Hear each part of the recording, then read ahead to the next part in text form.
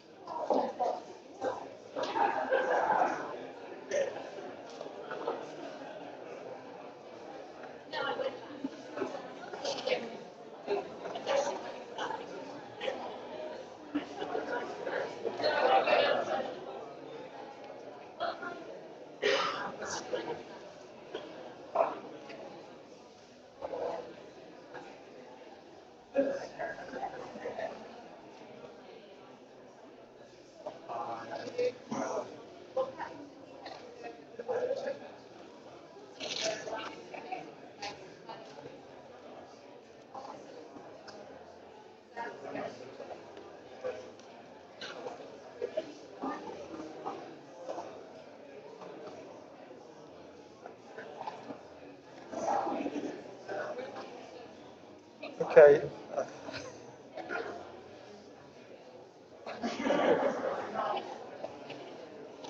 Good evening, everybody. Good evening. Okay. Good evening, everybody. Welcome you all to the Cathie Marsh lecture tonight. Well, first of all, this isn't the main event. There's a brief AGM on the work of the Royal Statistical Society section over the last year and what our membership going into next year is. I should just explain that I'm the chair of the section. You'll find some of the copies of what we've been doing over the last year that give you details on the chairs. There's not one for everyone, but I'm sure you can share these. But let's go quickly through what we've been up to. Since since our last AGM, we've had 10 different presentations on different topics, wide-ranging, starting off with the ONS longitudinal study back in February. And then now, of course, today we've got the Cathie Marsh lecture, What Does the Failure of Polls Tell Us About the Future of Survey Research, which we're looking forward to. On 2nd of December, we'll have our last meeting of the year, which will be with the official statistics section and is about the 2014-based national population projections. If you're interested to find out more about the section, you can register to receive copies of notifications of meetings at the www.rss.org.uk/join social statistics. And we also have another link that's just social statistics, that gives out details of our aims and the membership.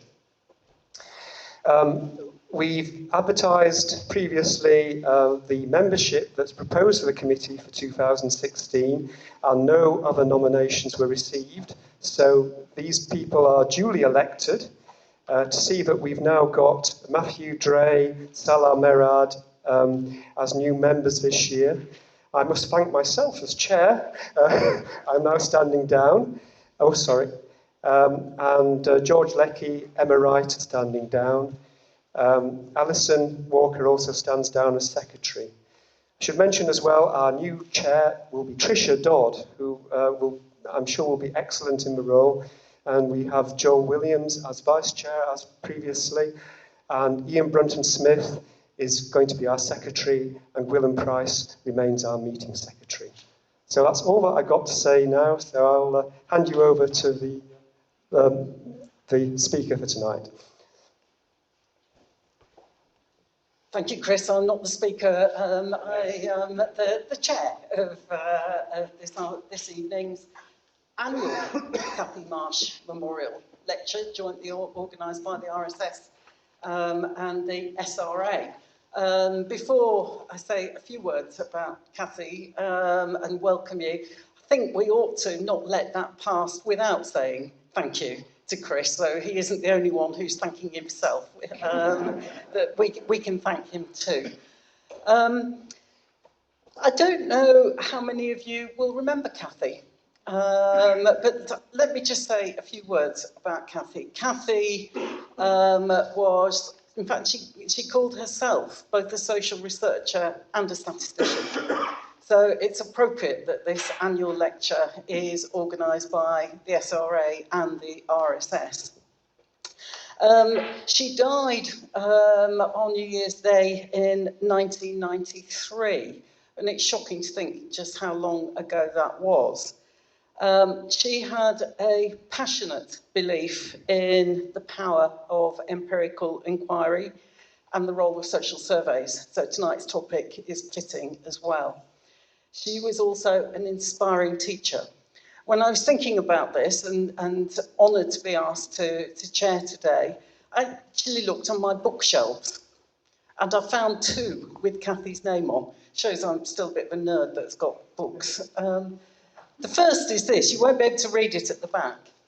It is volume 1 of a user manual for the 1973 Quality of Life Survey.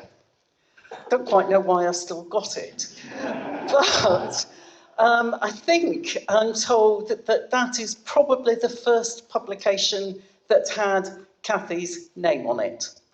And this theme of transparency and helping users, I suspect might be one that we come back to later on in the evening. The second book that I found was actually one in her own name. It was her own publication. Again, some of you will probably remember this. I certainly remember reading it at the time. Exploring Data, an introduction to data analysis for social scientists. That was published in 1988. I'm not going to say much about it, but I couldn't resist reading a quote from the foreword. The foreword was written by another great hero, of course, who died this year, Klaus Moser. And Klaus, introducing the book, says that She introduces students to some both simple and more complex ways of looking at data and relationships within data. And she does that by discussing some of the major issues of our time. These include national income and wealth, education policies, distributions of incomes and inequalities, healthcare, morbidity and mortality, unemployment, and so forth. So really big, important issues. Again, we might come back to that later on as an important context for the discussion this afternoon. Cathy's very first, her own words in this book, her very opening line, which again, I can't resist reading to you. It's very short. Data analysis is fun. And those of you who remember Cathy will know that that was how she went about her very active involvement in surveys and academic life. So, fitting this evening, let me just tell you how we're going to organise this. We've got our only speaker, who is Patrick Sturgis. I'll introduce Patrick in a minute.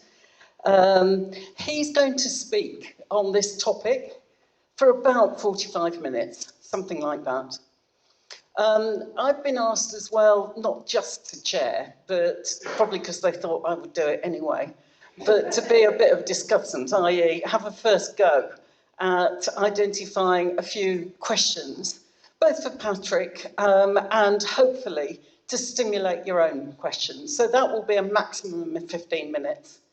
And then we will have half an hour, or we're flexible about the timing, however long, for questions, comments, discussion from the floor. So we will make sure that there is time for that. So please, as Patrick in particular speaks, do please make sure that you're keeping a note of your questions and the thoughts that he will undoubtedly provoke.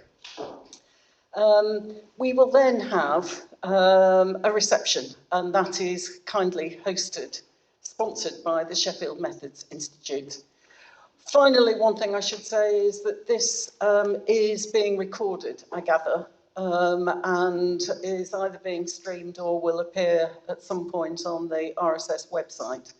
So when it comes to questions, discussion, please don't let that inhibit you, but just bear it in mind. Okay, so over to Patrick. Patrick is Professor of Research Methodology at Southampton. He's also Director of the SRC National Centre for Research Methods. He's President of the European Survey Research Association. He's Chair of the Methodology Advisory Committee for Understanding Society. And of course, he's leading the review for the British Polling Council on what went wrong. We'll hear more about that. Previously, he was at Surrey, and before that, in fact, where Patrick and I first came across each other, he worked for many years at the Survey Methods Centre at NatSen. As the title suggests, he will talk about both polls and surveys, but some of you were probably here at a really interesting meeting a few weeks ago, where Patrick and some of the polling organisations, I can see some of them here, presented some of their first thoughts about the polls before the 2015 general election.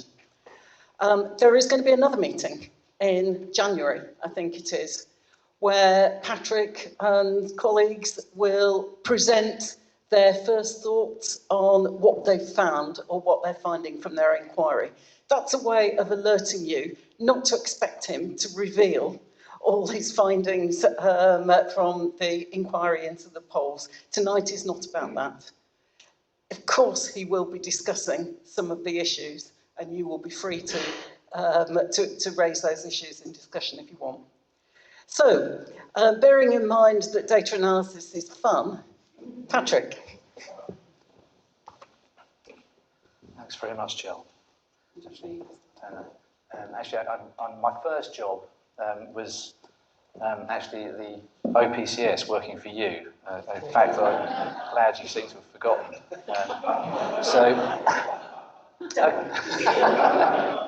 So, okay, it was it's a bit of a nervous moment to be here and speaking at the Cathie Marsh lecture as someone who's been in the audience many times myself. And when I got the invitation from the committee to do this year's lecture, my first thought was, well, yes, I'll have to do that. I mean, who turns down, if you're in my kind of role, who turns down this kind of offer? My second thought was, shit, what am I going to say that's going to be sufficiently interesting? I can't do my usual, just here's a problem, here's some data, here's what we found, and off we go. You're expecting a panoramic view of the past and the future and so on. So that I was a bit worried about this, but fortunately the committee actually gave me a question that they wanted me to address. And so I thought that the simplest thing here is then just to be a sort of like a good undergraduate doing an essay, just to answer the question that's given to you. So that's what I'm going to try and do today. And in doing that, in approaching this question as a good undergraduate student would, the first thing that I have to do is to think about the key concepts in the question. Of course, key to this is going to be surveys and polls. What do we mean? What's the distinction between a survey and a poll? We use these words sometimes interchangeably, sometimes to distinguish between different sorts of things.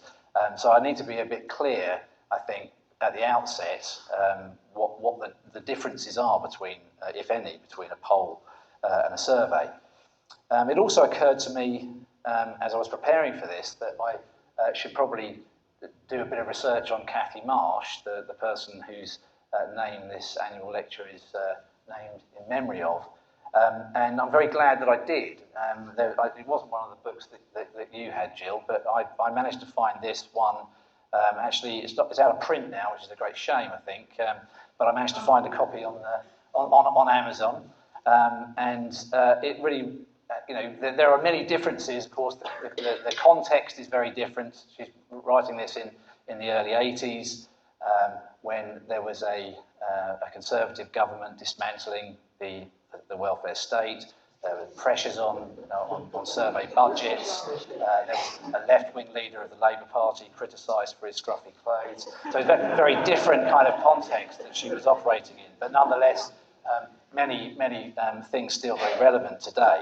And actually, one of the things that was a real pleasant surprise was that one of the things that she talks about a lot in this book is what the difference between polls and surveys are. So this was a fortunate thing that I decided to do.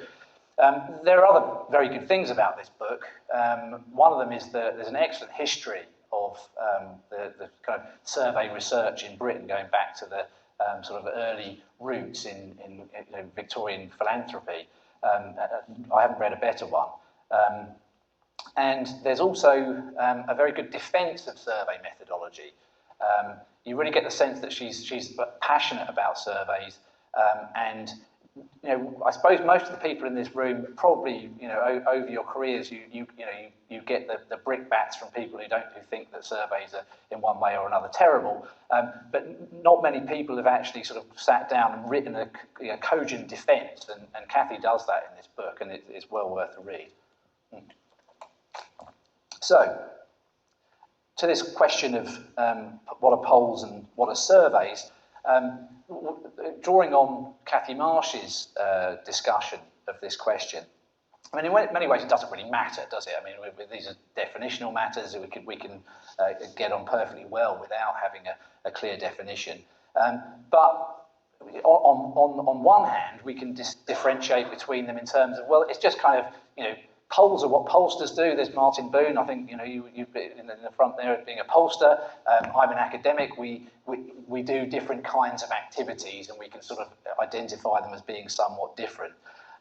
There's a nice quote from Cathy's book here, which is, the distinction between a survey and a poll is sometimes made by academics to elevate the status of their activities by gracing them with a Latin root word as opposed to an Anglo-Saxon one, which is originally attributed to Howard Schumann. But there is an element of snootiness, perhaps, about what we do is somewhat more elevated than a mere poll. There is another angle, which of course is the methodological one, which is that polls tend to be lower quality, tend to be thought of as certainly lower quality, cheaper, non-random. Surveys are high quality methodology done by academics and government statisticians and so on. Face-to-face methodologies, not so much current in polling these days. And thirdly, and this is something that Cathie Marsh puts a lot of emphasis on, is the differences of their uses, if you like. So that polls, she talks about being really about kind of democracy. And that can be both a good and a bad thing. We can use it to find out what the public thinks in more accurate ways than we might have done in the past. But it can, of course, also be used as a sort of lobbying tool to build a false consensus. We know that we can ask questions in certain ways that make public opinion appear to be stronger in one direction than another. And she contrasts this with surveys, which are about more explanation, understanding, and so on. I'm summarising and paraphrasing probably rather badly. But actually, all of these have problems. Of course, increasingly these days, pollsters do work for academics. The British election study is partly conducted by YouGov. A lot of the pollsters are commissioned to do work by academics and third sector organisations. And so that kind of distinction, I think, is probably a bit more fluid than it was in the past. Again, for the same reason, the sorts of explanatory models that we might have only seen done by academics using the British election study is now increasingly applied in sort of quota, online panel type of context. So I think that these distinctions are perhaps a little less rigid than they were in the past. But again, that's something that Cathy says in her discussion of this, is that these are ideal types. We can still see that when we talk about a poll, there's probably a little bit of each of these in our emphasis if we're differentiating a poll from a survey. So that's important, because if I'm going to be answering this question, what does the 2015 polling miss? What does it portend for the future of surveys? What I'm really saying is, what does it portend for the future of the kinds of surveys that I tend to be involved with, and that many of you in this room tend to be involved with if you're working in government and so on. The sort of the British election study face-to-face component, the crime survey, the time use survey, these things that still involve knocking on doors and getting high response rates and so on. Okay, so the 2015 election polls. This is the thing that I think probably is of most interest to you, and as Jill said, I'm afraid I'm not going to be able to say anything very much about what we've been finding so far. We have a meeting in this room on the 19th of January, which if there are any spaces left, you're very welcome to come to. But I am going to say a bit about what the polls showed and where they went wrong. So this may be an image that many of you remember. I think it's certainly there's a kind of a flashbulb memory aspect to many people I talked to about the moment they found out the exit poll. I certainly remember exactly what I was doing when someone texted me and said, "Is that really right?" And I thought, I know Yoni Kuhar is the person who's behind that, and so I'm pretty confident that these numbers are going to stack up, and indeed they did. But there was a huge element of surprise, and I think that's a really important thing, and I come back to that when we're trying to assess what went wrong. This massive element of surprise, I think, has influenced the way that we have assessed the error in the polls. So what did the polls show? Here's a chart, and we've got on the left bar in each case is the average of the final polls amongst the BPC polling members, of which there are 9, I think. And so the 34 bar on the left is the sort of the poll of polls, what the vote share for the Conservative Party was amongst the pollsters. And then to the right of that is the actual GB vote share. So if we think about this for a minute, and I think one of the first things that you need to recognise here is that if you look at the right side of the chart, things look very good. Okay, so the pollsters got it, right on the money when we're talking about UKIP, when we're talking about the Lib Dems. The Greens are pretty accurate. What's not shown here is also the SNP. These were all things that we pretty much knew in this election. Okay, so if we're making an assessment of how the pollsters did in 2015, we have to recognise that it's more complex than just saying they got it wrong. Okay, now that isn't to say that there was a bad error, and what led to this, that was the big shock. But there's more to the polling than just that headline, albeit that's the most important one. So, but despite the fact that they got that right, and I'd add, anyone out there who thinks that they can do a better job than this with Twitter data or Facebook or whatever, then be my guest. I think this is still, polls are still really the only show in town. But where things went wrong, of course, is on the levels for the two parties, and the fact that the levels were both wrong in the wrong direction. And so the key estimate, which is the lead of the Conservatives over Labour, is badly out by around 6-7%. Okay, so depending on the pollster. So what this meant was translating this into it's not translating that, but the seat shares, again, another big surprise. Actually, this was beyond the prediction of the exit poll. And actually, the exit poll didn't give the Conservatives an overall majority. They were nearly there, but actually, they, of course, achieved an overall majority of 12. Okay, so another big surprise. Nowhere better illustrated, I think, than in this picture of people eating various bits of clothing, unfortunately in the form of cake, which I think is a bit of a cop-out. But actually, this does, of course, suggest this is a rather, flippant activity, and there's another debate to be had there, and I think Jill's going to pick up on that in her comments, which is, what is the function of polling in a society?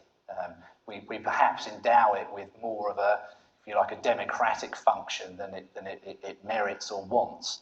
That's something that we can return to. But on the other hand, here's a different view to that, and one that was published in an editorial in The Guardian the following week. And what this is the point that's being made here is that the polling evidence, what the polling shows, is driving the reporting and is driving the kinds of questions that are being asked of the parties and the politicians, and that, let's say, if the polls had been correct in the lead up, that is showing a big Conservative lead, then the questions wouldn't have been about the SNP Labour alliance. They would have been more about the huge cuts to come down the line. So it might have influenced the result. Therefore, that does make them very consequential. Now, again, I mean, something we may come back to. That doesn't mean that if we didn't have the polls, people wouldn't be speculating about what the result was, and they may be even more inaccurate about that. And that's something to bear in mind. But this also has resulted in a private member's bill for regulation of the polling industry, which is put forward by Lord Fawkes, and I think is actually due to have its committee stage on Friday. So this is still sort of rumbling along. I think that the chances of this being passed are vanishingly small, but you can see that it is something which attracts not just academic but political interest. So, how bad was the miss? I mean, in some ways I've said it wasn't so bad because some of the party shares were bang on. But to get a better sense of how bad the miss was, I think we need to take a bit of a historical perspective and look back over previous elections. So here's a chart. I've got to state my gratitude to my Southampton colleague Will Jennings, who spent his spare time collecting historical polls and putting them into statistical databases and analysing them. And I benefit from this by getting these great historical charts. So Will has produced this one. This is all the polls. It's kind of like the poll of polls that I showed you a moment ago. So each of the dots is the average of the final weekly polls that were conducted for each election, and that number varies and so on. And that goes back to 1945. And you can see the 0 in the middle of the y-axis there. That's where you want to be if you're a pollster.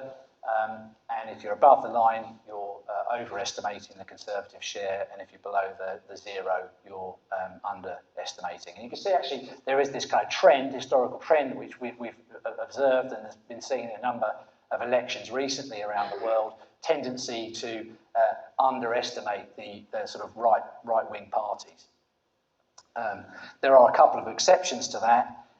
But the general trend has been, the general tendency has been to underestimate the Conservative vote share, as was indeed the case in 2015.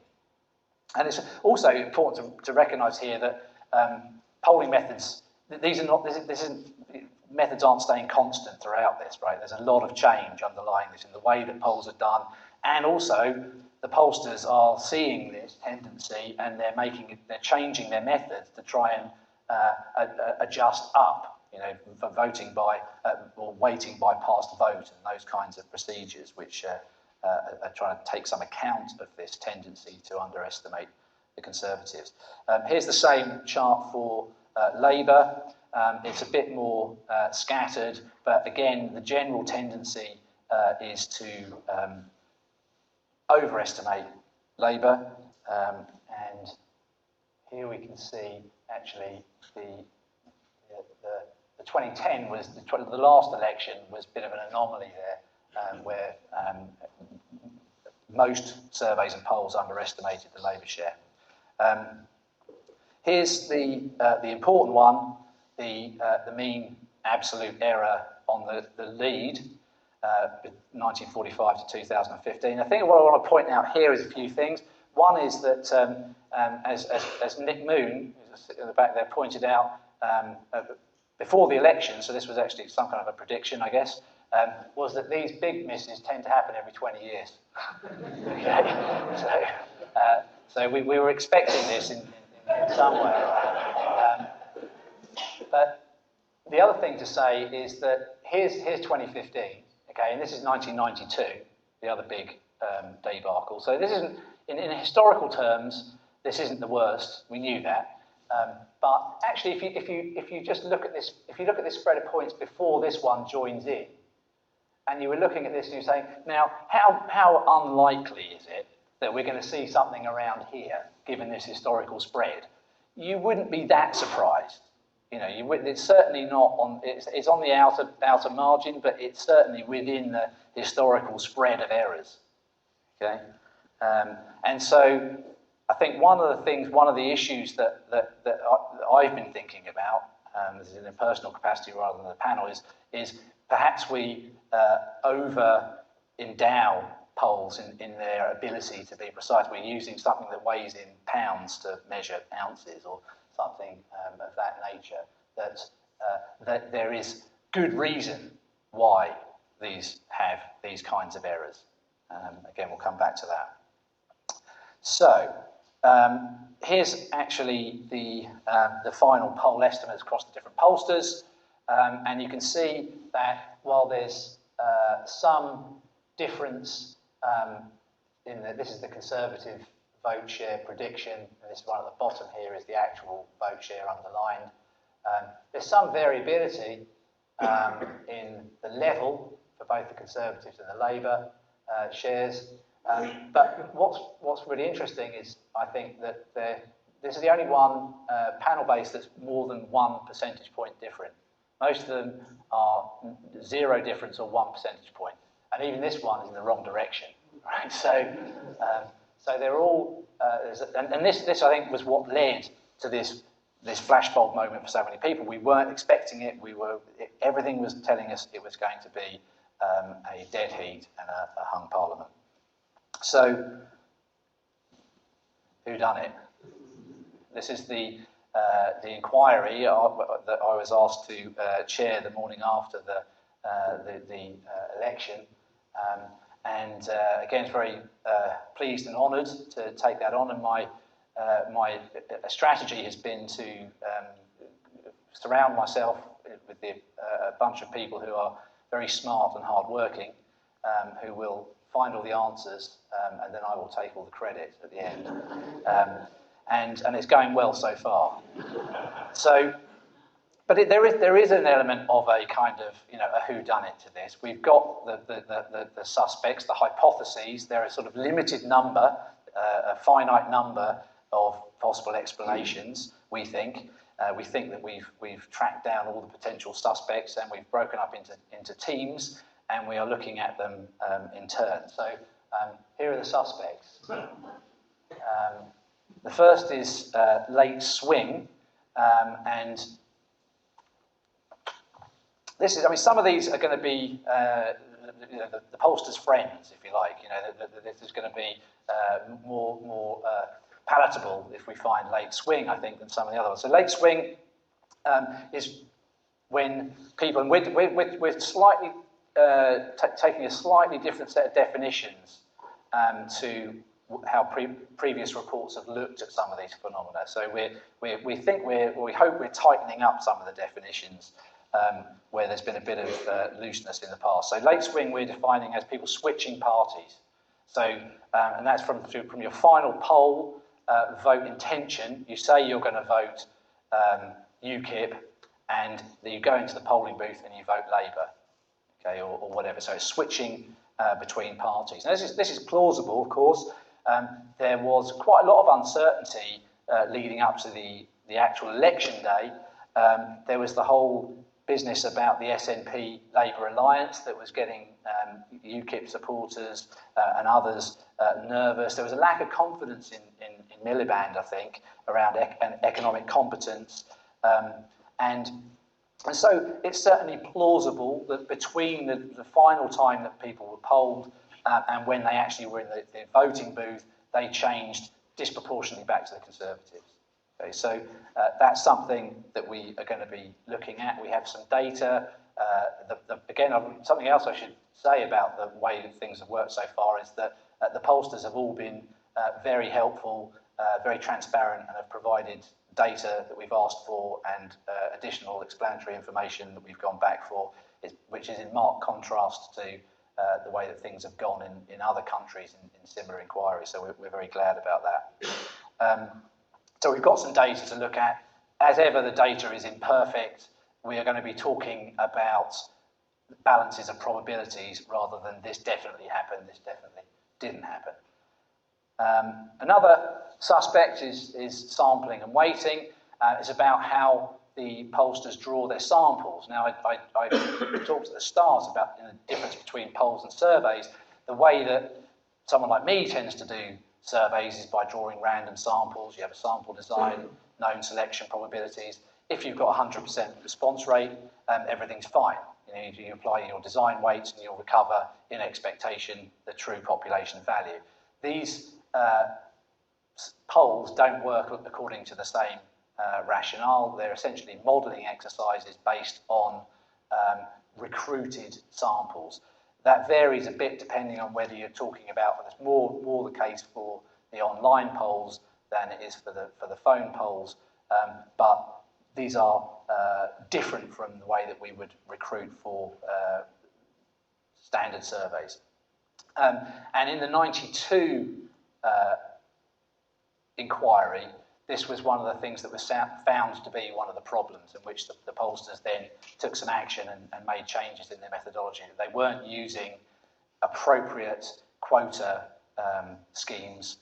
They were kind of out of date in various ways, and they weren't strongly predictive of voting tendency. And there was also a move at that time towards more phone polling and away from people standing on a street corner with a clipboard. So we're looking at sampling, the way the samples are generated, and we're looking at, of course, the way that they don't just report the raw data. There are lots of decisions that have to be taken about matching these samples up to known population totals.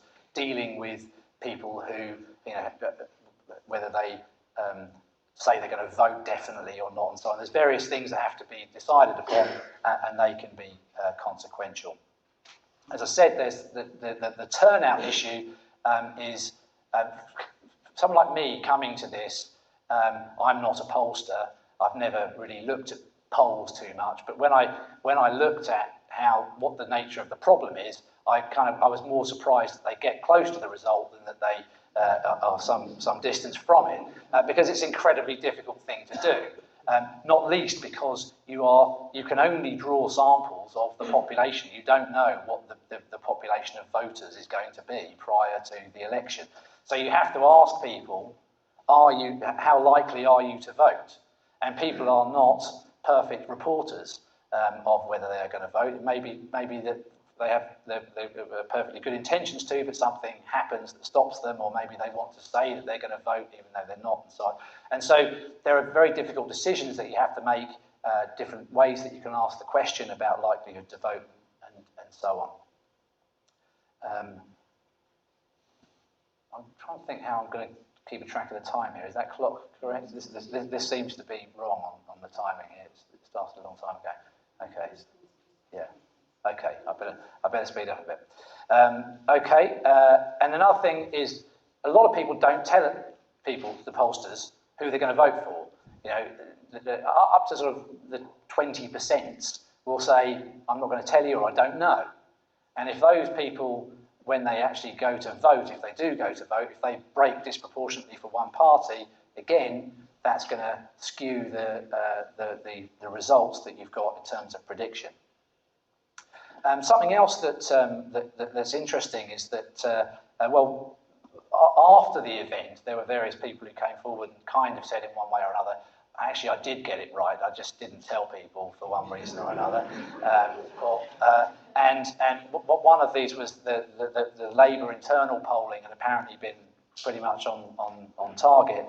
Although we didn't see any of the actual numbers, or let alone the data, the explanation for this was that the way the question was asked was first primed by questions about the parties and so on, so this gave a better estimate. But it's certainly plausible that the way that questions are asked can have an influence on vote intention. We know that's true. So and there is variation in the way that the different pollsters ask the question. Some of them ask squeeze questions to get down that don't know group. So they'll try things like, if it were compulsory, you say I don't know. Then you say, well, if it were compulsory, who would you vote for, and things like that. So we'll be looking at all of that. And lastly, of course, there's the issue of voter registration, postal voting, overseas voting. This is unlikely, I think, to be of any relevance because this is very small numbers of people in terms of the total, but we will also be looking at that. Now, just to return to this chart and the consensus. I mean, this is something else that we're going to be looking at this time that wasn't looked at in previous inquiries, which is, it's really kind of surprising. I mean, even if these were all using exactly the same methods, statistically, we would expect a bigger distribution of the estimate of the difference. The fact that they're all coming up with the same estimate is kind of odd, particularly if they're actually using rather different methods, which they are. So this is a phenomenon which has been identified previously as herding. Here's a set-piece joke that I put in earlier. So the idea here is that they are either intentionally or subconsciously agreeing on what the outcome is going to be, and when they're having to make all these difficult decisions about what do we do with the don't knows, what about the likelihood to vote, pulling these levers and eventually all coming to the same answer. Now, my view on this, there has been some kind of lurid stuff in the media about this. My view is that it's almost certainly going to be, if it exists, we don't know whether it's happening or not. The raw numbers suggest it could be, but if it is happening, it's much more likely to be people just trying to predict an uncertain number.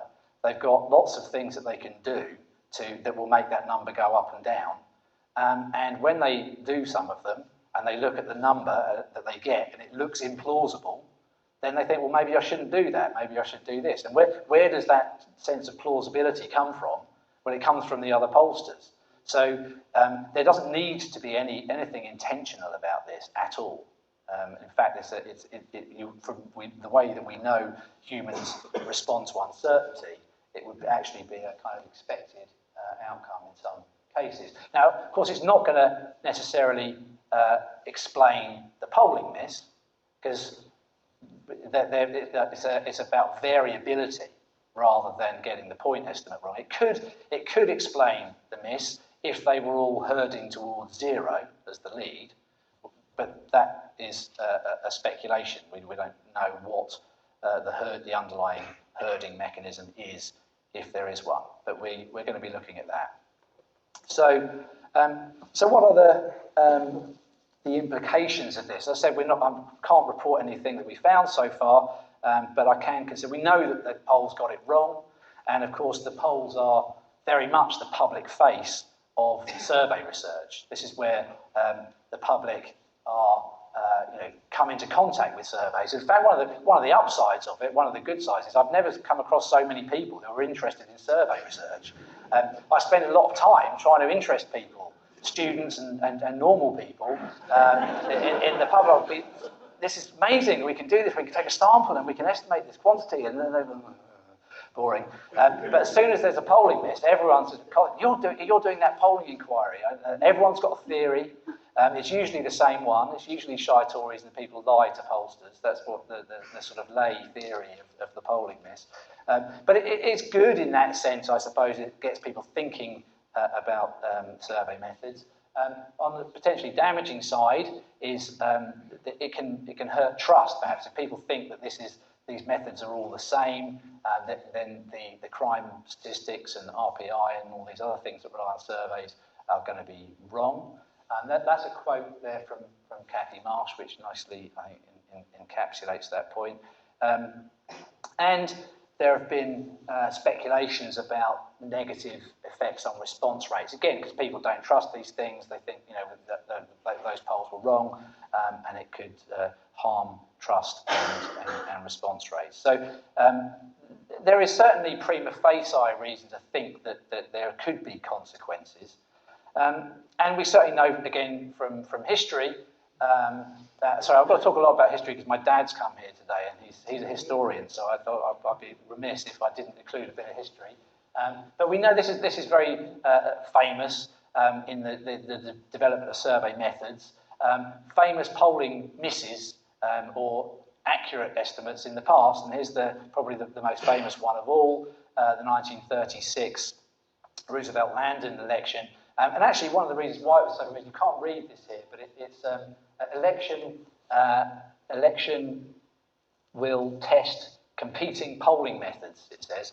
And this is because George Gallup was going around at the time saying, I'm going to get this right, and the Literary Digest is going to get it wrong with all its huge sample size and so on. So, and indeed, he did get it right with his small sample, small but carefully designed sample compared to the millions in the badly designed Literary Digest sample. And that was a kind of a break, although he wasn't as accurate as some of the other pollsters, but it shows you the benefits of self-promotion even in those days. But it was important in developing survey methods, in people realising that it's more important what the small sample is like than having very large numbers, a lesson that we do seem to be in danger of forgetting again these days.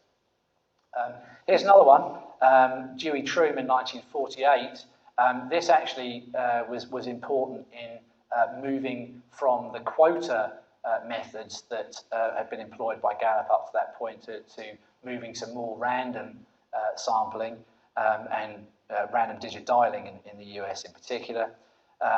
And in our own context, of course, the 92 polling miss resulted. I wouldn't want to overemphasise that there were huge changes. Certainly not to survey methodology very generally, but I think to the way that polls were conducted, there were some changes that were affected after that miss. So polling misses they're high profile, and they can have consequences, certainly for the polling industry and also for wider survey methodology.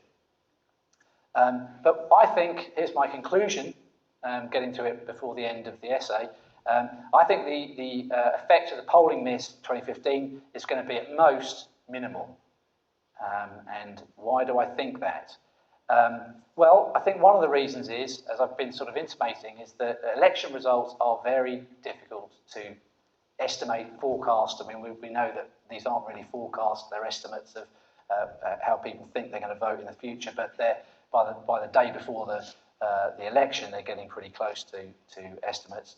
So they're very difficult to estimate, because what do we teach our students about doing surveys? Well, we should ask questions of carefully drawn samples of well-defined populations, about well-defined behaviours, hopefully, that makes it easier, that they've already done during a well-defined reference period.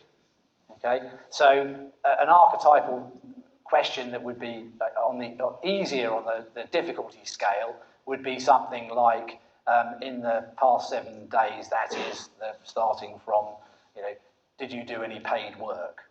I think that is a much easier question. We're asking about something in the past that our target population is all adults in Great Britain, the sort of thing that we would have in the labour force survey or something of that nature. Whereas polls ask about behaviour that's going to happen in the future, that is, again, subject to social desirability bias and other factors that may, privacy and so on. People may not want to reveal this private act of voting. And it's of a poorly defined population at that point in time, likely voters. Okay, so I think it would, and this is interestingly a conclusion that the 1948 inquiry in the US came to, which was we shouldn't judge polls in general or surveys in general from their failure to predict an election, because this is so bloody difficult. Really is on the high end of the difficulty scale for estimating population quantities. The other thing is that actually there weren't many random surveys. There certainly weren't any random polls that I'm aware of. If anyone's aware of them, please let us know. I don't think there were any. But in terms of random-ish designs, we know that the exit poll kind of got it more or less right. There's a big caveat there, or at least two big caveats.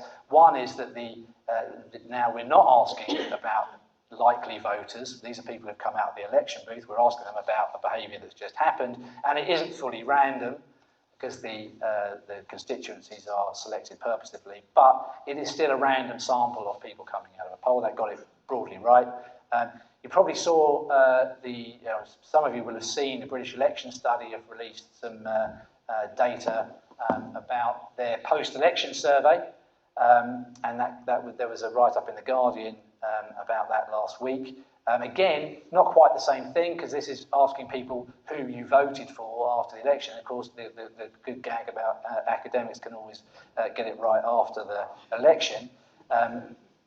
And here is the distribution for the British Election Survey. It's not perfect, actually. I mean, we can see they're off on most of the parties. They're off on the vote shares, but not by a huge amount, and broadly they get the lead right.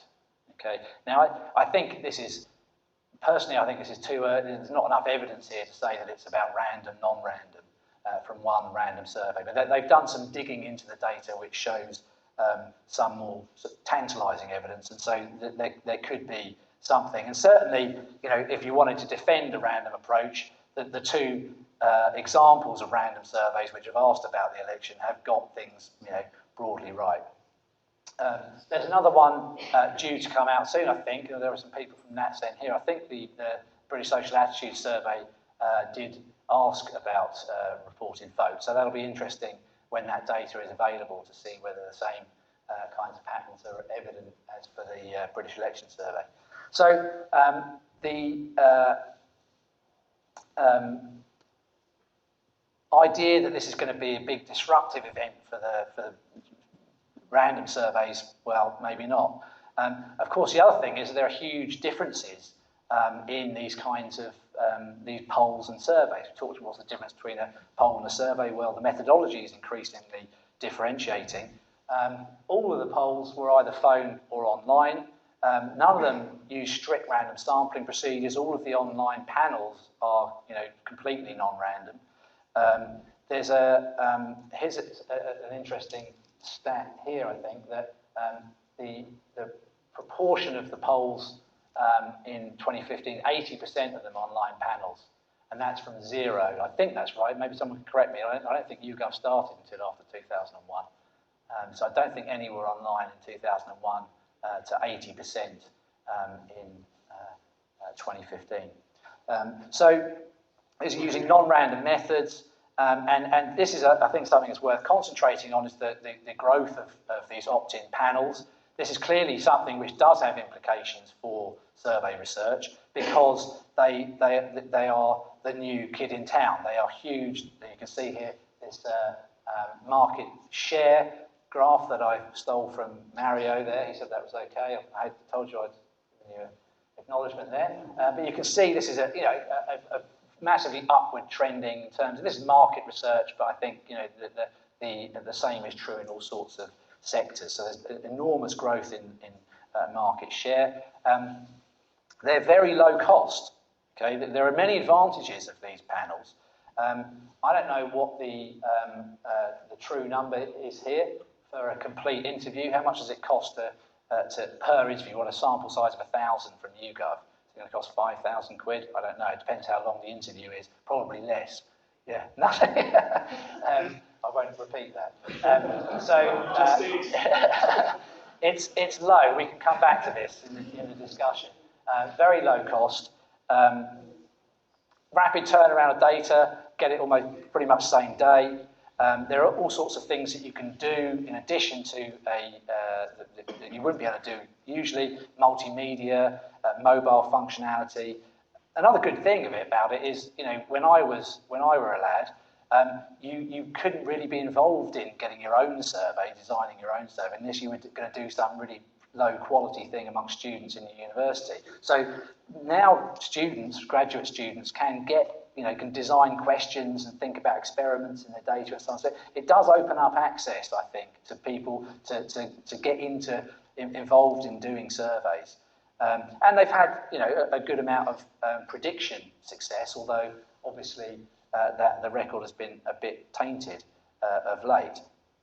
And one of the things that's interesting to reflect on here is this: the extremely low cost of these things is resulting in potential for sort of poll overload. Do we need this many polls?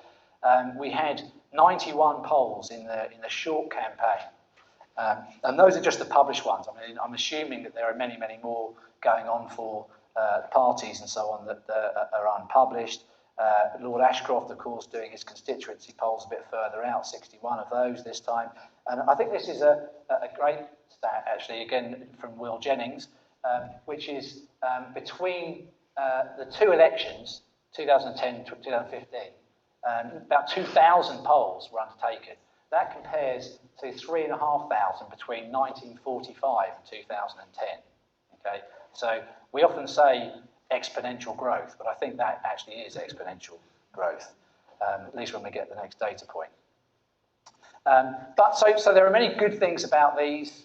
Cheapness is great, rapid turnaround, functionality, but are they very accurate? Well, I think the evidence suggests that, and is growing, is that they aren't as accurate as random surveys. Here's a chart from a well-known paper by Jaeger et al. in Public Opinion Quarterly, and this is the average absolute error across a whole bunch of variables. And the key thing to notice here, sorry, try not to pull this down, is that these are all opt-in panels, and this is a random telephone, random internet survey. So there's not even a face-to-face random option here. We might expect that to be a bit down here. But the key point is that these bars are bigger than these ones, and suggest that they're therefore less accurate. Here's another chart from Bob Aarons. Bob's in the audience here. Again, there's a lot of coloured bars going on here. The point to draw from this is that the coloured bars are all quite big, and that's bad. The one on the right is significant differences from the National Survey of Sexual Attitudes and Lifestyles, the one that Mrs. Thatcher closed down in the 80s. This is the third round of this happened recently. And so if you look at the online panels and how they compare, they're significantly different most of the time. And these are odds ratios for the size of the difference. So the differences are quite big, and they're significantly different compared to NatSal. I think this is pretty convincing. And there are more and more studies like this being done and showing that they vary widely. If you commission the same questionnaire to be administered amongst multiple providers, you get very different estimates for the same questions. Has to be said, we don't know what that would look like if we did it for multiple face-to-face surveys, because no one can ever afford to do that. But we suspect that there is a problem with accuracy. So you can take my point up to now to be saying that everything's fine with random surveys. Of course, that isn't the case. Here, sorry from NatSen colleagues here to pick out the BSA. It's one that's been done, pretty consistent methodology for a long time. Here's the response rate going down. Actually, that's when I joined NatSen. That's when I left, and there was a slight recovery here. But actually, to update this again, sorry, NatSen colleagues, that in 2014 has gone down to under 50%. So we know response rates are declining. We know that RDD is even worse now in the States, where it's more common, routinely below 10%. They've got even bigger problems there because now there's a legislation you can't auto-dial mobiles, and more people are going to cell only. So increasingly, people who commission surveys are saying, what are we getting for our money? We're getting these response rates of 8%, or for face-to-face 44%, and it's costing us hundreds of thousands of pounds. We could go to YouGov and get something that looks exactly the same. We don't know whether it's any different because there's no criterion. Is a low response rate survey better than a well-designed quota, or is a high response rate survey better than a low response rate one? We've also got, of course, hand in hand with this is increasing costs. Per achieved interview costs for random surveys are high and increasing. I was at a presentation at APOR in the States last year. Simon Jackman, one of the directors of the National Election Study, he calculates that for each interview in the American National Election Study, it costs $2,000 per person. Okay, that's high. Their costs are higher in the US because of the geographical dispersion. They have to fly interviewers, put them up in hotels and rental cars and so on. Ours are lower. It's my estimate. Again, I imagine people will be saying, oh, that's rubbish. Where did you get that from? My estimate is about 250 quid for a face-to-face PAF sample, one adult selected, about 45 minutes, response rate about 50%, something like that. So it's around that kind of level, depending on how long the interview, what the topic is, and so on. It's hard to come up with a single figure. So our costs are low, but are certainly still very high. And we compare that to about 5 quid or less for opt-in panel per complete. I mean, they tend to be shorter, but then you can do a shorter interview for an online panel. If you've spent £200,000 doing a cross-sectional survey, knocking on doors, you're not going to do an interview for 5 minutes, are you? So there's a reason why some of the interview lengths are longer. And here's another quote from Cathie Marsh back in the 80s. A good quality survey, i.e. a random one, can cost 2 to 3 times as much as an inferior version of the same thing. So you look at the change in the ratio of the costs from a good to a less good quality survey, how that's changed over 30 years. What's driving this? Well, we're going back more often to the same addresses, increasing calls. We're going back to people who initially refused, converting refusals. Here's a chart from a paper from Public Opinion Quarterly looking at the US Survey of Consumer Attitudes, where the response rate stayed pretty constant over from 1979 to 1996. But if you look at the number of calls made, essentially doubling, and the number of refusal conversions. So we're maintaining response rates, but only by investing a lot more effort and incentives. Increasingly, we're having to pay incentives as standard, and those incentives are getting higher. Here's another ballpark estimate for a random face-to-face survey. To get the last 20% of respondents, around 30 to 40% of fieldwork costs go on that last 20%. And this is a number that's been given to me by someone who I trust, who works in the survey industry. But again, people may have different views on that number, but it is approximately correct. And it's worth noting as well, it's not just cost, but as we put more and more pressure on people to be in surveys, we may be recruiting people who, they take the incentive, they get converted, but they give us really poor quality data. And we're even putting pressure to the point of interviewers fabricating data, agencies fabricating data in the PISA study, or respondents in web surveys as evidence from the Community Life Survey of making up fake interviews to get the incentive. And there is the other question, is this ethical research practice? People have a right to privacy and so on. And is it worth it to keep on pursuing this last 20%? And we know, here's a famous chart from a paper by Bob Groves where he looks at the correlation between bias and response rate. So as response rate goes up on the x-axis, we should be seeing a kind of a line. We could put a line going up this way, right? So that as response rate goes up, going this way, I beg your pardon, the other way. As the non-response rate, that would be right. But, so we would expect the line to go down. Of course, you don't see any pattern there. And there are other studies which have shown the same thing. Edelman et al. Looking at the response rate to exit poll surveys, no correlation with the actual prediction of the election. Keita et al. Comparing a low response rate to a high response rate survey of the same questionnaire, no difference. We tend to find if we try and predict whether people are going to respond to surveys or not, we get very low R-squared. The models are very unpredictable. This actually could be because the response propensity is kind of stochastic, not related to very much. So what if we didn't bother with these people? And this is something that we've been speculating about. And this is some work that I've done jointly with Ian Brunton-Smith, who's here, and Joel Williams.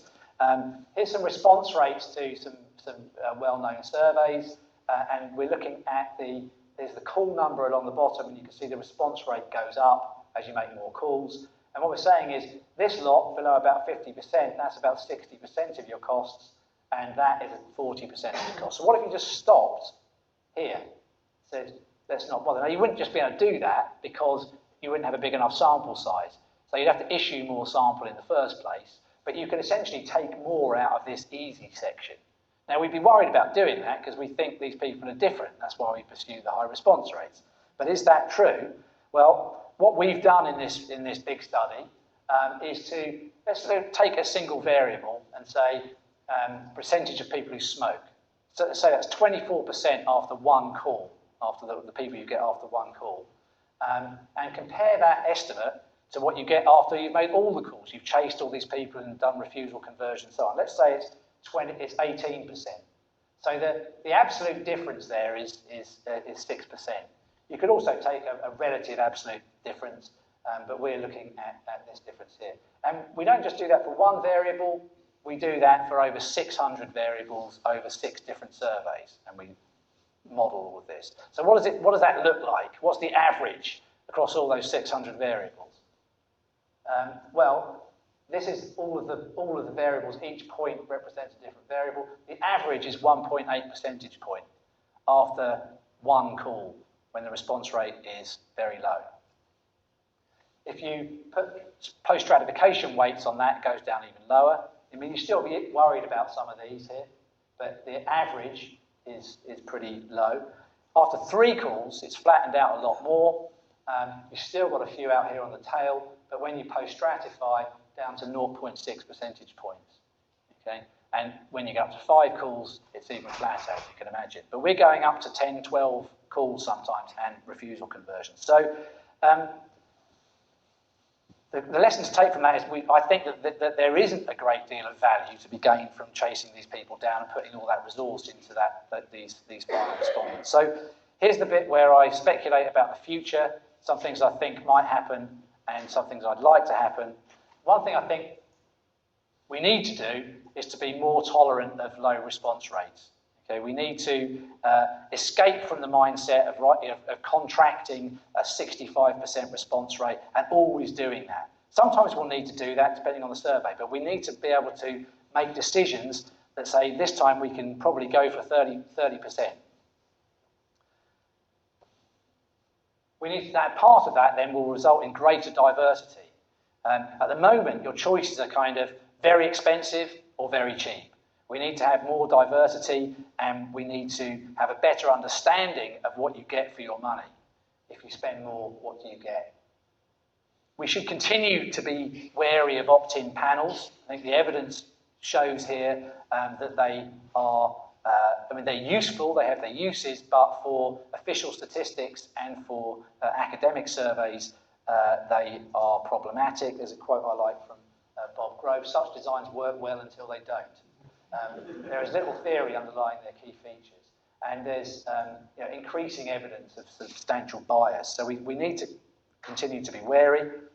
I think the future is also going to be about the internet, but it's going to have to be about random internet surveys. These are increasingly being developed. The methods are still finding their way. We don't have one in the UK. There are several internationally.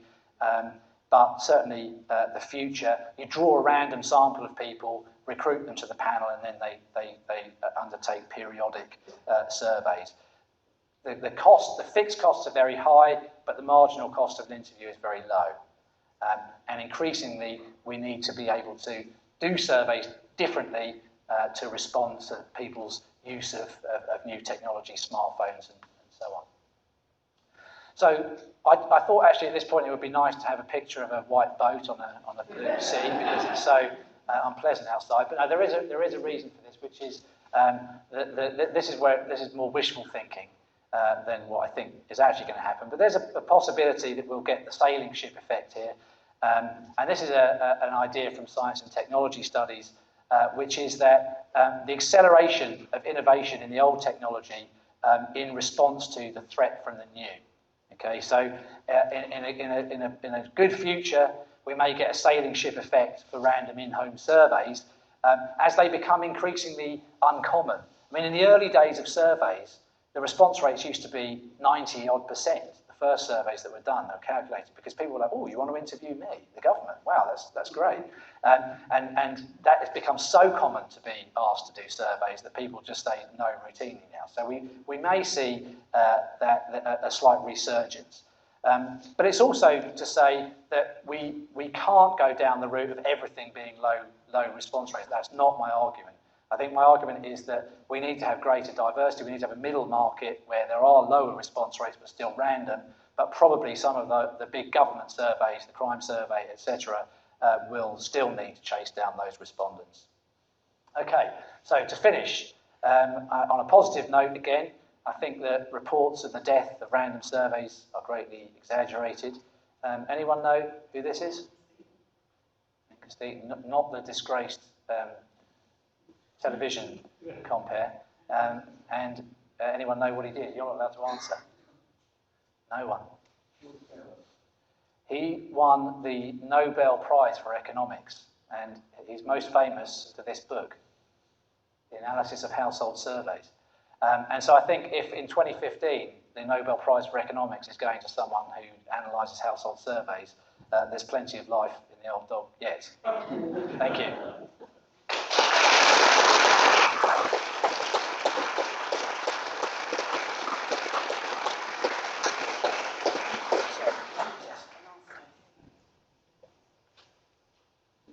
Okay, thank you very much, Patrick.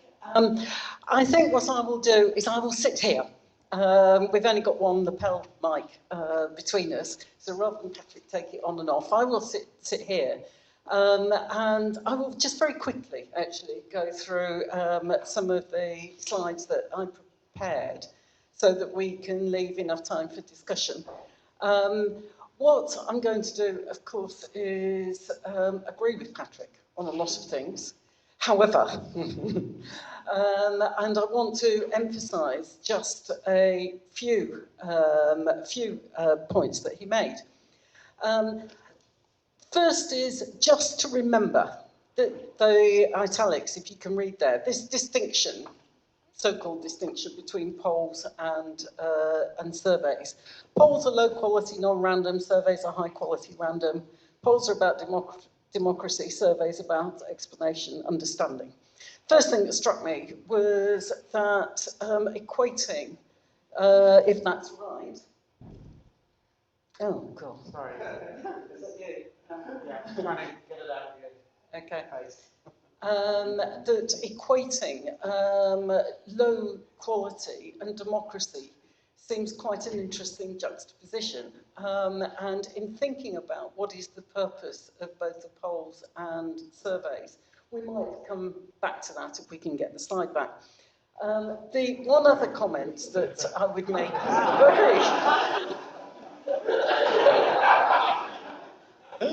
let me carry on talking anyway. Because one of the things that, again, Patrick's comments prompted me to think about was just what a brutal world polling is.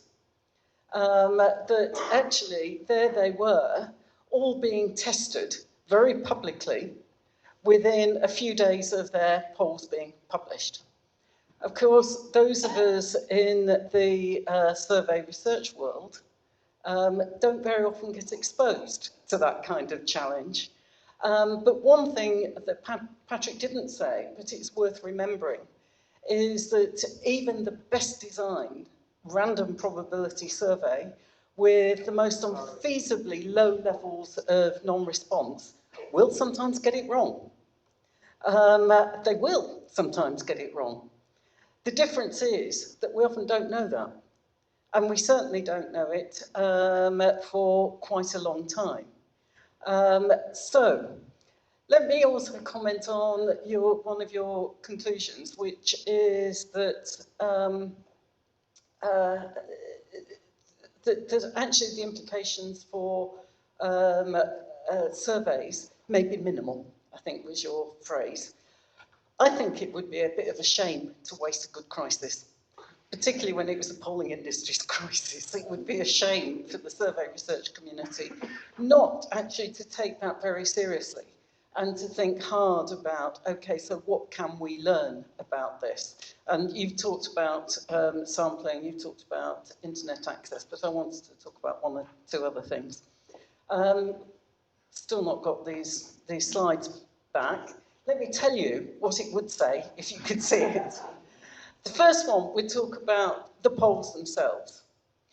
And you showed the growth in a couple of slides. The 1,942 polls for GB in the 5-year period before this election, compared with just 3,500 in the whole of the preceding half century. That's a startling growth. And part of that can be explained, as you did, by the supply side. These are faster, cheaper, easier to do than ever before. But presumably part of it is also on the demand side. People pay for these things for a reason. The reason, I suspect, I don't know, may actually be very different. That if The Guardian is right, that actually it impacts on both voting behaviour for individuals, but also political behaviour by politicians. We saw the YouGov poll before the Scottish referendum, and the stories about how the predicted closeness of that referendum led to the spectacle of politicians from Whitehall up and down to Edinburgh and Glasgow and changing the tone of the debate based on a poll, maybe on more than one poll. But if it does have that impact on political behaviour, and if it does, change our individual voting intentions, seeing what we think other people are going to do and how they're going to vote, then presumably this link with democracy is real. And presumably you can understand why there may be proposals for regulation. I'll come on to that a bit as well. However, actually, I think another reason for commissioning these is that they are so cheap, and they do fill a gap in broadcasting and in column inches. And they are there as talking points, not as any necessarily serious attempt either to predict or to say what voting intention is on any one, at any one point of time. And I wondered how that kind of range of purposes, I actually wondered what the commissioners thought. What do they think they're getting when they commission a poll? And do they know what they're getting? And with another hat on at the moment, I'd be really interested in what do the pollsters report themselves in terms of methodology, back to transparency and methodology. What do they say to users about how their poll should be used and the limitations? And yeah, that's the slide. If they are fully transparent and explain exactly what the limitations are, how does that get reported by the media? One or two other points about regulation. We saw the draft bill that Patrick said has got committee stage this week. And it talked about regulation, if there is a case for regulation, you may want to discuss. What's it going to regulate? It talks in the bill about sampling methods, question wording, publication in the run-up to an election. In other words, should the polls be allowed to publish in the week or the 10 days or the 2 weeks before an election or a referendum? We've heard that debated. But actually, those of us who are in the survey world and have codes of practice and quality frameworks, actually those quality frameworks and codes of practice cover other things. They do cover things about transparency of methods and about expressing the limitations and about helping users. And most of all, they also talk about expectations of publication. And one of the things that, again, Patrick mentioned was that of all those numerous polls, I wonder how many of them actually were published.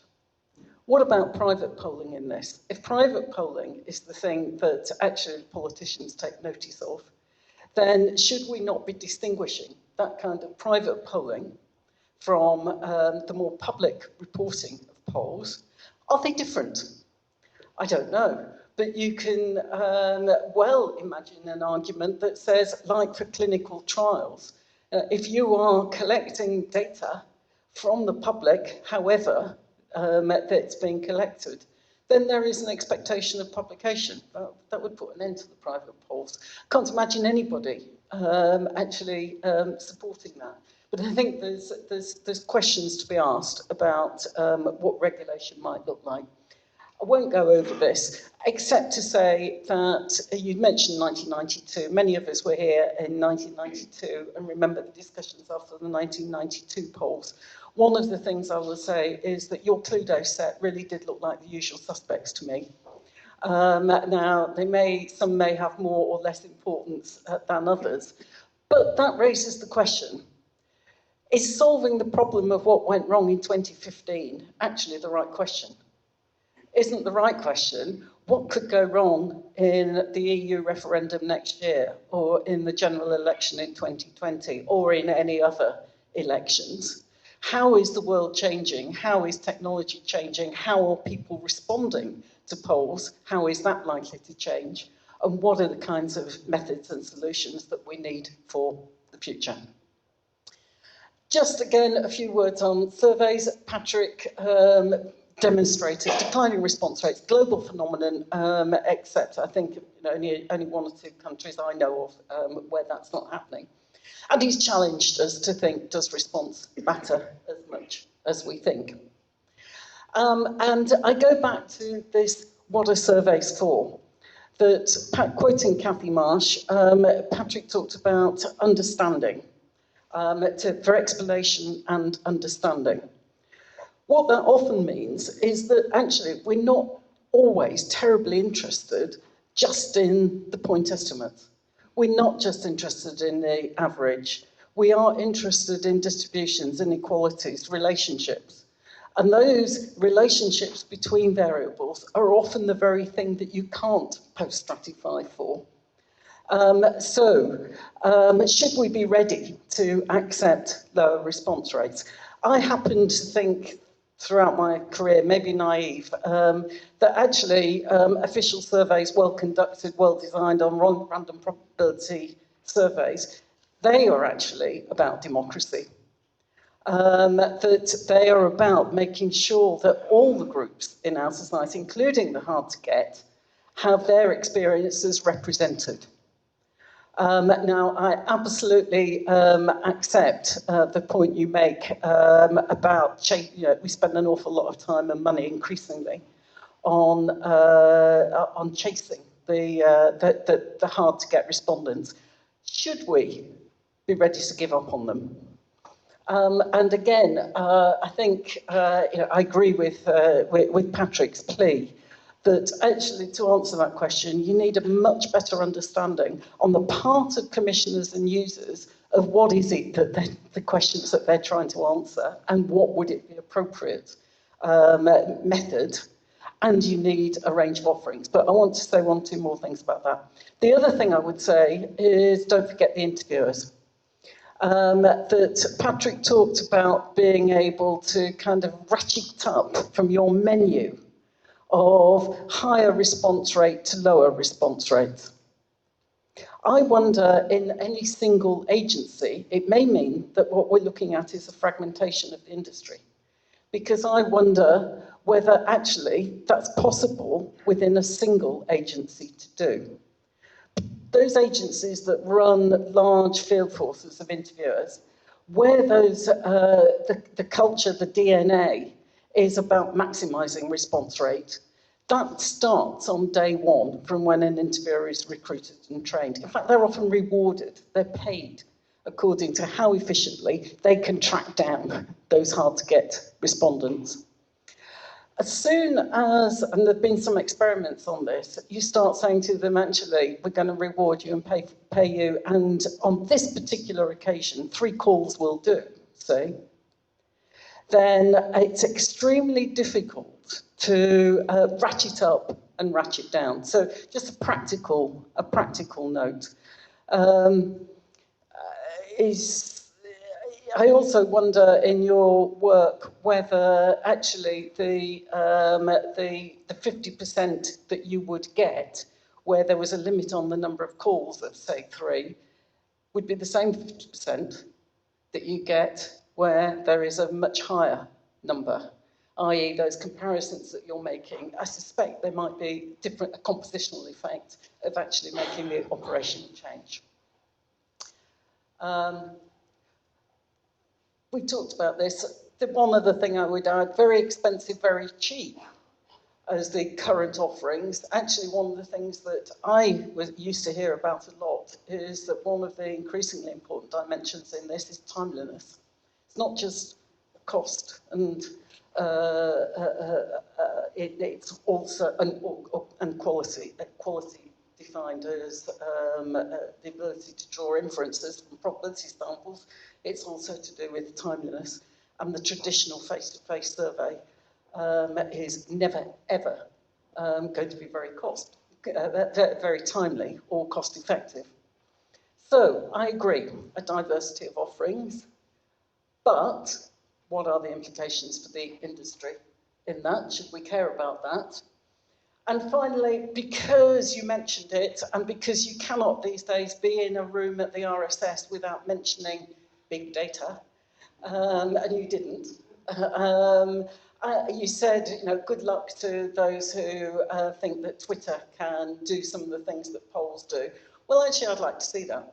I'd like to know, how did Twitter or Google Trends or other data sources and analytics actually do, if we'll ever know, because they probably don't publish an awful lot of it, but I would like to know.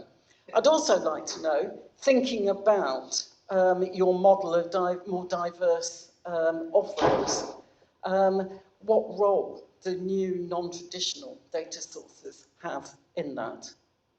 Either for calibration or as part of a reweighting or post-stratification system. So, they were just the points that kind of struck me, and a lot of it, as Patrick said, is about what are these things for. They were summarisers, what I've said. I'm going to shut up now and hand over to you. Any questions on anything, not just the points that I've raised, would be extremely welcome. There are some mics for whoever, so wait for the mics to come. Questions, comments are welcome. Please say who you are.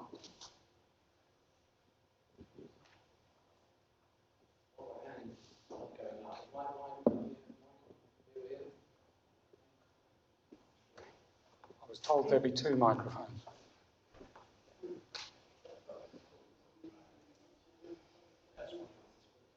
Can you check, is Patrick?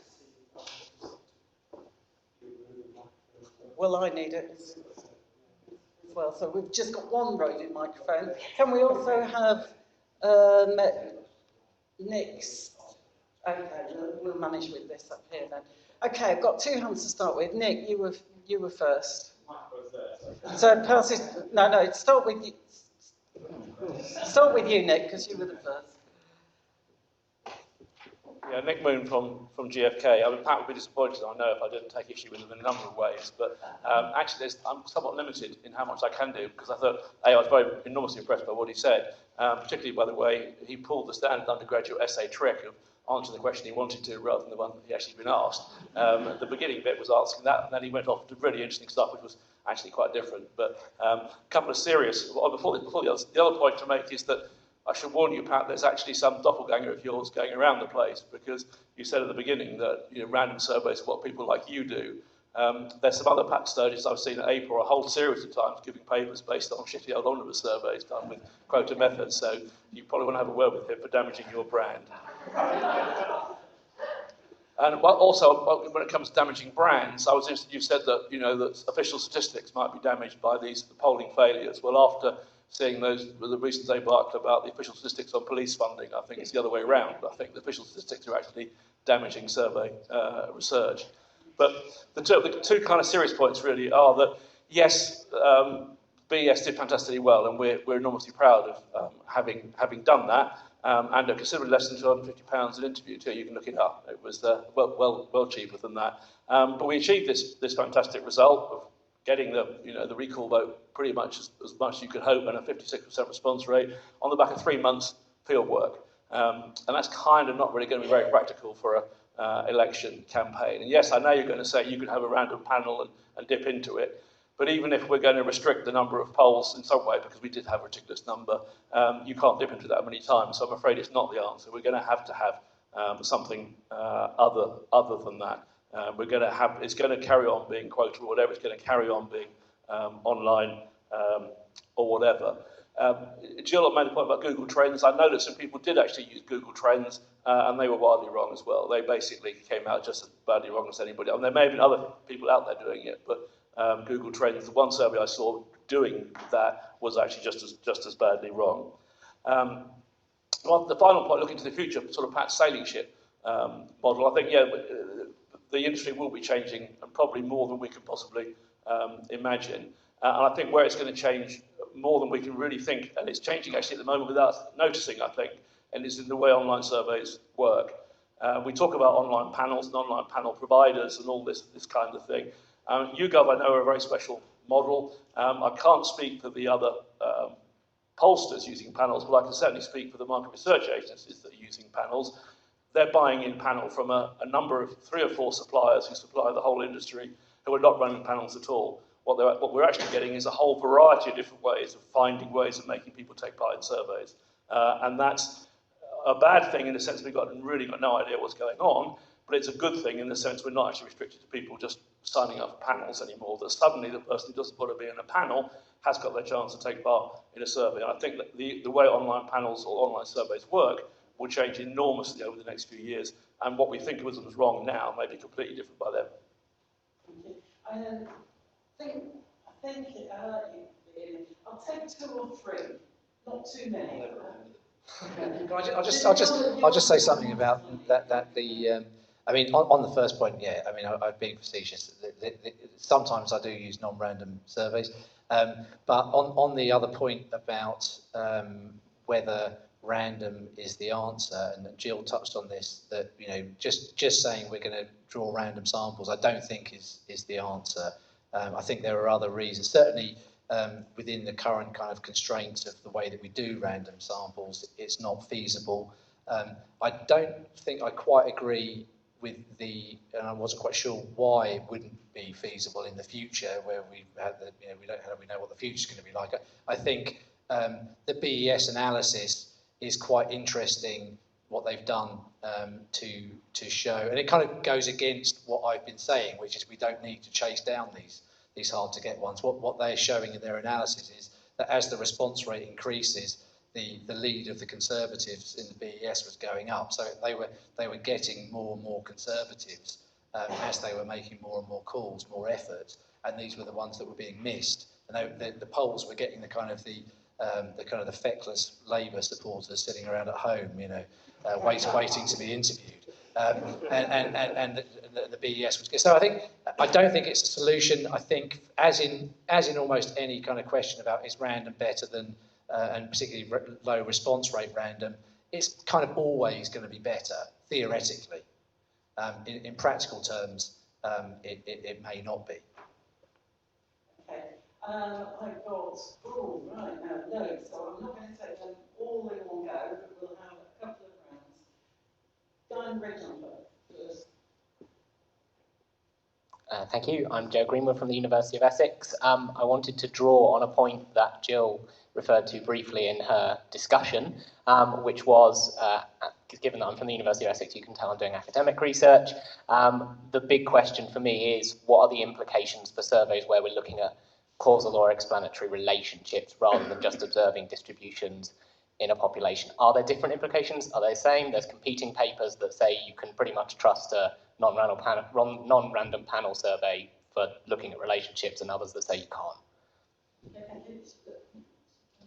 I'll try and say, I think I know what I'm like, and I'll forget what the question was while I'm listening to the next one. So I think that, in theoretical terms, I don't see why there would be a strong expectation that what we're talking about is a conditional, a marginal association. It would be any less prone to selection effects than a univariate distribution. So on the other hand, the evidence does seem to suggest that they are more robust, and that goes back to my other point about that Nick was picking me up on, is that the papers that you've seen me doing at APOR with non-random samples are ones where, with Nick Allen at the back there, where we've done a lot of stuff with experiments in surveys, and then you can, I think your randomisation is in the experiment rather than in the drawing of the sample. But I think, so theoretically I don't see any strong reason to assume that's the case, but there does seem to be some empirical evidence which suggests that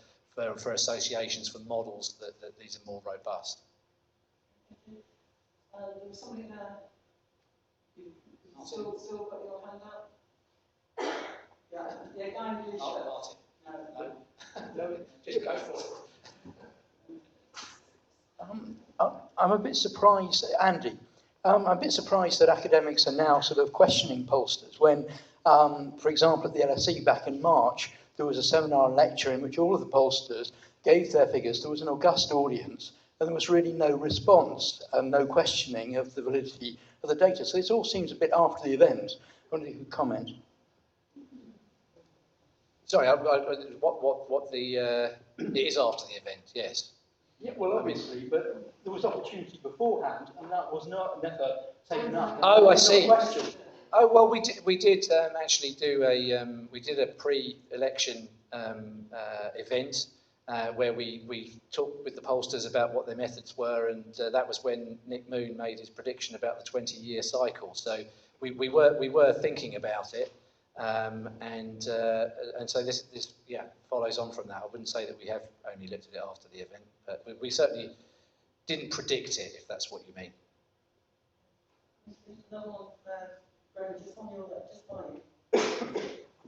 Yeah, Paul Kiff. I work for an organisation. I don't want to name it because I might be seen as trying to market it. But we do training of people who are in both the social and market research industry. And what I've noticed is that the demand for our services is expanding exponentially. And we're increasingly meeting people who are students who describe themselves as head of research, head of customer insight. And when you try to train them in the standards of any of the national bodies that try to promote good quality research, you're constantly told, we don't do that in our industry.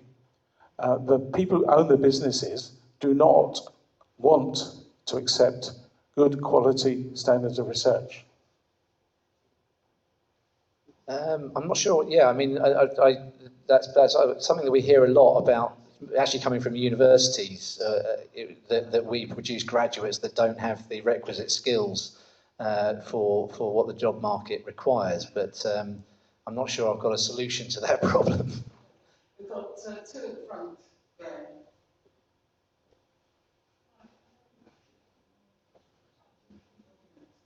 No, Martin first. Martin Boone from ICM.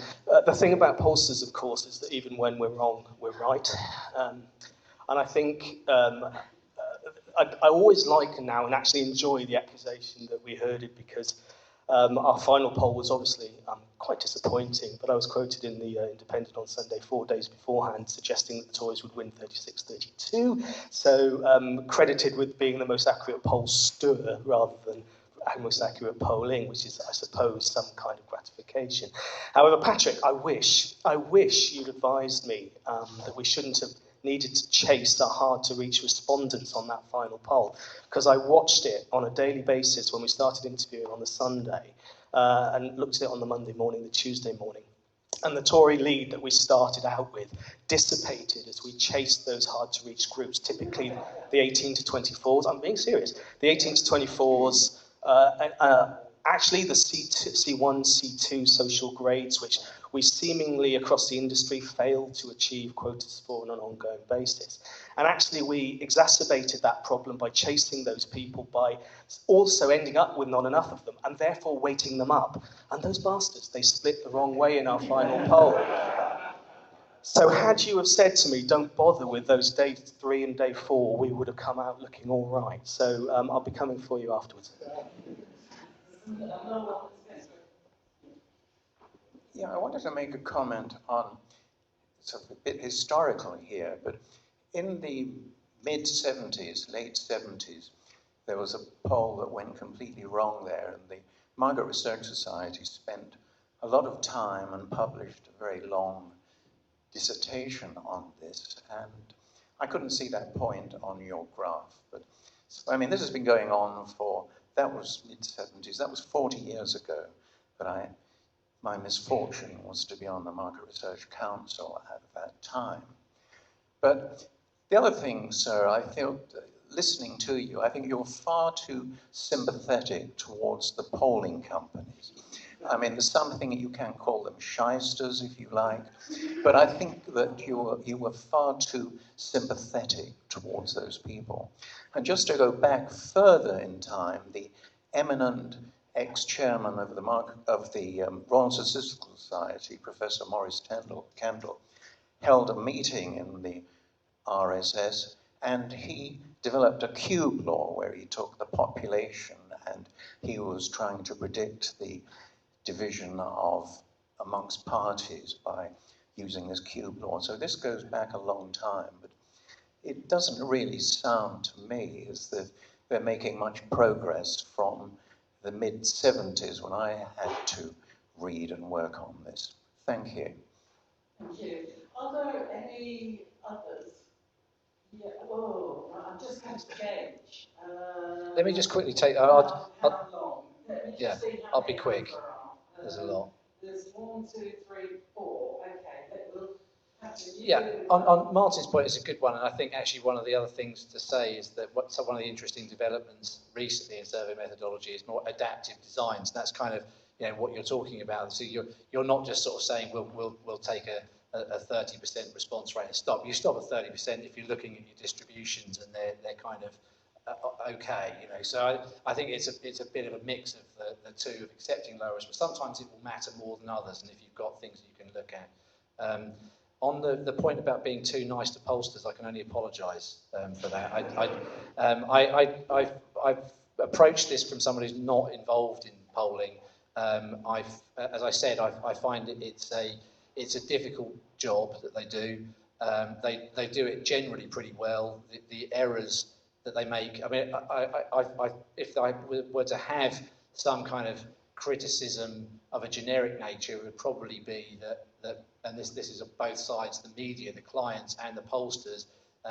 They're involved in a cycle of overstating the precision of these things. They've both got a stake to say we can get this right on the money. And one of the reasons why the Guardian were very cross, I think, was because they invested the polls with a greater level of accuracy than they're capable of. The Guardian should be aware that this is a possibility, that the polls are sometimes wrong. And the pollsters probably are overemphasising how accurate their polls are. But I think the 20-year rule, the Moon 20-year rule, is almost you would expect this because you're always having to base a lot of these decisions on what happened last time.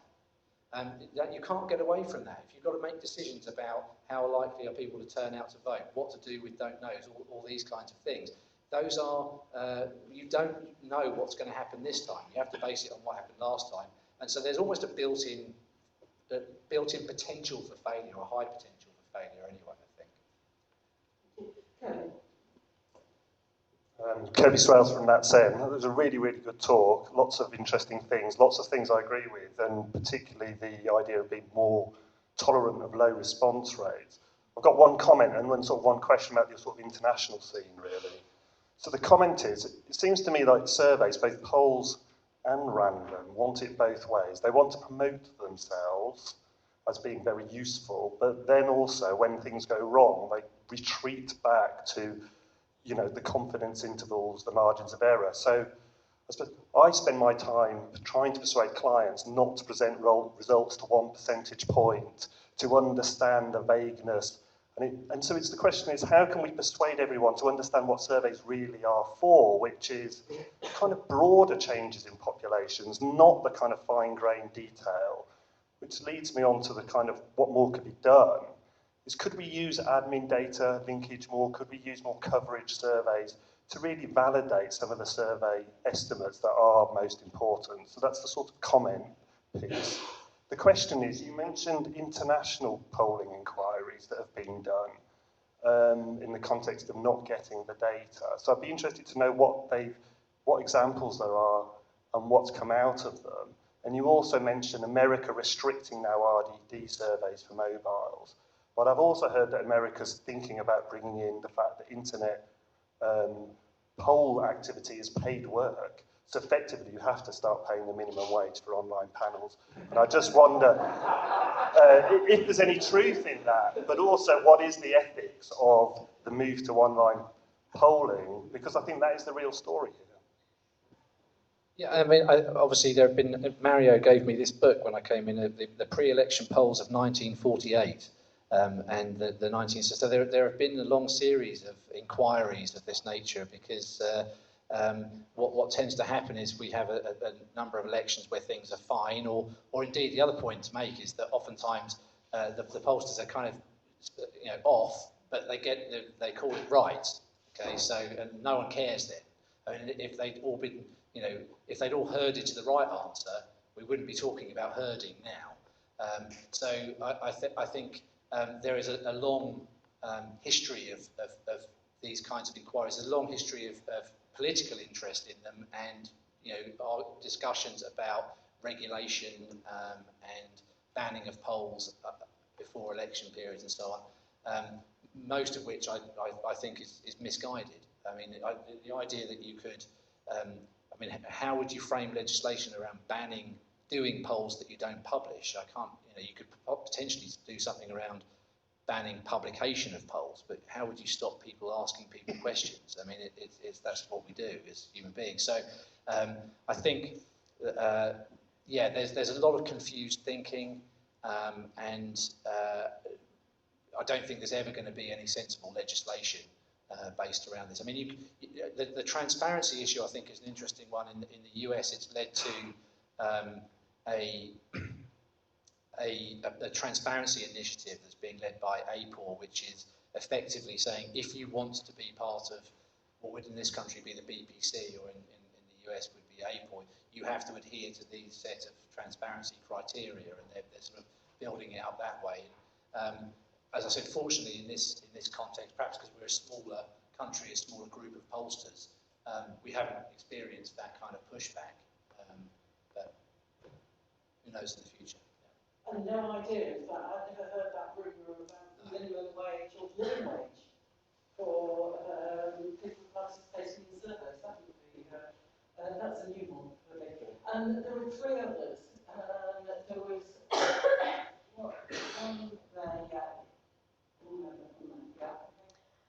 Nicole Martin. I work for Understanding Society, and I spend a lot of my time trying to convince policymakers and civil servants to use a nationally representative, high-quality, face-to-face survey. And one of the things that we've encountered since May is people in these positions, including someone whose job is an analyst, saying to us, well, we can't trust your data, look at what happened with the polls. So I have to say I'm more on the side of, you being a bit too kind to the pollsters and the election forecasters as well, because it has consequences for the rest of us. So what would you say to a civil servant who came back, who said that to you when you're trying to get them to use high-quality data? Well, I'd probably show him some of my slides that where I said there's not such a strong read over between these. Again, the Understanding Society is not trying to predict what people are going to, who they're going to vote for in next year's referendum. Understanding Society uses very different methodologies and so on. I think actually one of the other points that I didn't really emphasise in my case, the sort of the sailing ship effect, is that I think in addition to having more diversity in terms of response rates, quality, and knowing what you're getting, is that we also have to make the case that sometimes you need to spend a hell of a lot of money to do this really, really well. The most important things, the jewels in the crown, are going to cost a lot of money, and you can't cut back. If you want, it's always going to be, with response rates, it's about minimising risk, because we don't know what the true value is 99% of the time. So it's always going to be saying, do you want to spend this extra money to reduce the risk, often by an unknown quantity? And that's a hard sell to commissioners, particularly when there's so little money around. And so, I think we still have to continue to make the case for investing a lot of money in some surveys, but increasing the diversity, knowing more about what the variability in response rates does in terms of those risks. I would say two things. One is, do you really want to make public policy on the basis of the kinds of performance that the polls had, i.e. turn it back to them? That's why you are costing a lot more and taking a lot longer. The second thing I do is I give the name of that analyst to my successor, John Pullinger, and say, happy work.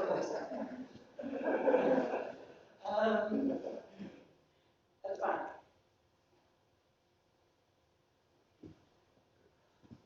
Hi, Peter Martin, UCL. I just wonder, for me, the real disquiet is, and I have the greatest respect for scientific survey research, I've worked in it myself in the past, but the real disquiet is that in the polls there's a situation where companies are really doing their best to try and predict something, that where there's an external criterion for then finding out later whether you're right or wrong, and you're finding out you're wrong.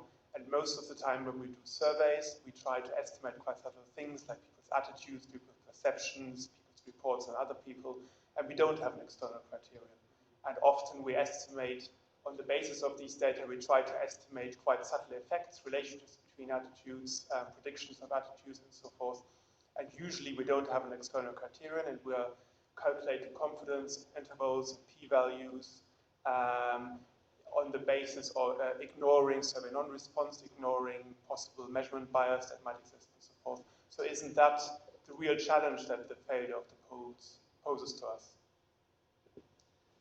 Yeah, I think it is. I mean, it's fortunately in most of the, almost all the work that I do, there's no chance of being shown to be wrong, which is a nice position to be in most of the time. And interestingly, actually, George Gallup, who I spoke to earlier as a pioneer of polling, was of the view that actually the election side of polling was really not important at all. He was a big advocate of opinion polling and the voice of the people being reflected back to politicians. But for him, the election polling was really a way of refining methodologies, because it was one of the only chances that you had where you've got an external criterion. I think we do have external criteria that are imperfect, of course. In the work that I was, of my own that I was showing, where we have to use a random survey with a high response rate as the benchmark. But oftentimes that's all we've got. Thank you. Finally, Pam. Pam Campanelli. So we've talked about response rates and not so much about non-response bias. And I just wanted to say that what I think people really should be thinking through is who's likely to be underrepresented in certain circumstances, whether it's 3 calls or we have a much higher response rate, who's going to be underrepresented, and is that actually related to the topic? So it shouldn't be just something blanket over all surveys. So obviously, if we're going to, let's say, underrepresent men compared to women, that would make a big difference in a health survey, but it might make no difference in other surveys. So I just wanted to make that distinction. Thank you. And Patrick, and your final word? I'll just say that, I mean, yeah, it's not nice to be asked that question by Pam, because the first ever presentation I did here was when I was working for you in SDPR, Pam, so it's a nice circularity to end with. But I agree, and the other problems that I think you picked out some of the issues that if we just did this, what if we stopped after 3 calls, that's problematic for kind of field issues and would it work, and you don't just want to do it arbitrarily because it depends on, and the other thing that we're aware of is that interviewers might behave differently, of course. We're assuming that this is how an interviewer would behave if interviews were capped at 1 call or 2 calls. They would probably adopt different strategies. But nonetheless, I think it's an interesting thought experiment, and it does tell you something about quite informative. When you look over a very, very large number of variables and a very large number of surveys, it does tell you something quite interesting about what the gain is by getting 10, 20, 30 percentage points higher on the response rate, often very small.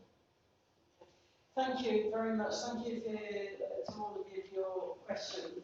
And thank you to Patrick. This will not be the end of these discussions, I'm sure, and you will have a big audience here in January as well, I'm sure. So thank you for a great